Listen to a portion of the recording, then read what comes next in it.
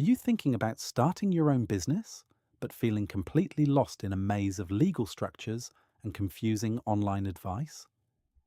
With so much noise and information online, it's easy to feel overwhelmed. If that sounds familiar, then keep watching this video where we're going to break down the three most common business structures for entrepreneurs in the UK: sole trader, general partnership, and private limited company. Meet Adam the electrician. Adam's had enough of being employed. He's not exactly best friends with his boss, and he's dreaming of going out on his own with a new venture, simply electrical. But before he can hang up the sign, Adam needs to think carefully about how to structure his new business. If Adam decides to operate as a sole trader, he gets full control over how the business is run. It's a simple structure, and unlike companies or limited liability partnerships, there's no need to register with Companies House. That usually means less paperwork, less filing, and more privacy, since a lot of the business information stays confidential. Sounds pretty good, right? And in many ways it is. But as with most things in life, and especially in law, there's a catch. As a sole trader, Adam and the business are legally the same person.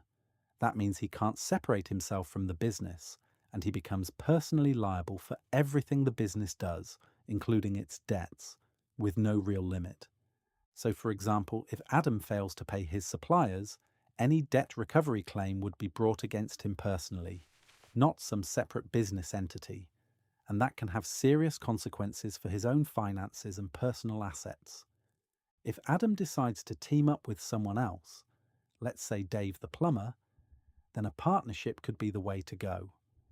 Partnership can be an option where two or more people run a business together, sharing the profits, the responsibilities, and unfortunately the headaches too.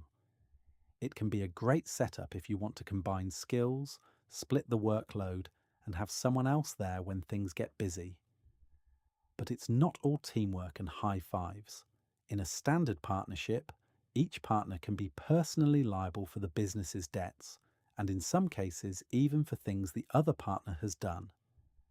So if Dave makes a bad call, Adam may still be the one helping to pay for it. On top of that, partnerships really need to be properly documented from the start.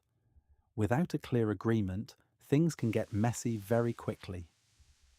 You need to be clear on who does what, how decisions are made, what happens if one partner wants to leave, and crucially, how profits and losses are actually going to be split, because nothing ruins a business relationship faster than discovering you both had very different ideas about who gets what.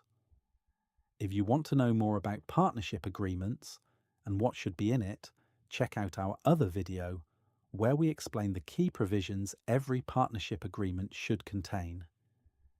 If Adam decides to set up Simply Electrical as a private limited company, then the business becomes its own legal person, separate from Adam himself. That is the big difference.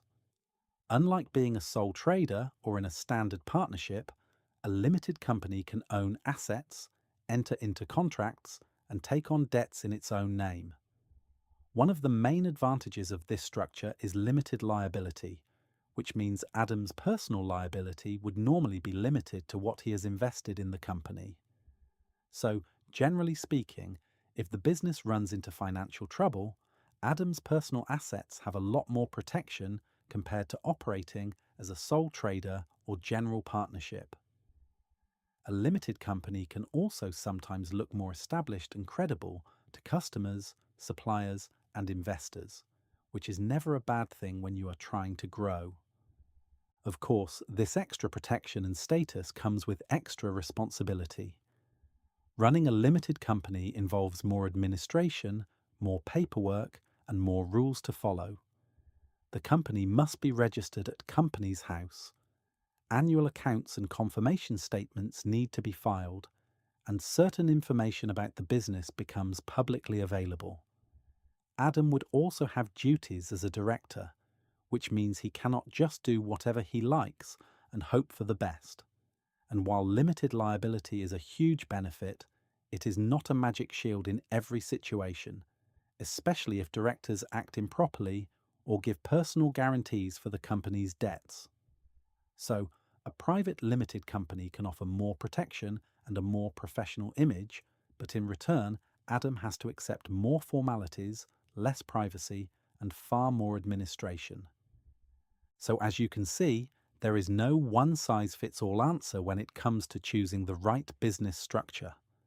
The right choice will always depend on your circumstances, your goals, and how much risk you are prepared to take on. If you find a good and pragmatic solicitor or tax advisor, they will be able to assess your goals in detail and advise you on the best option. If you found this video helpful, make sure to subscribe and check out our other videos where we discuss more business law topics.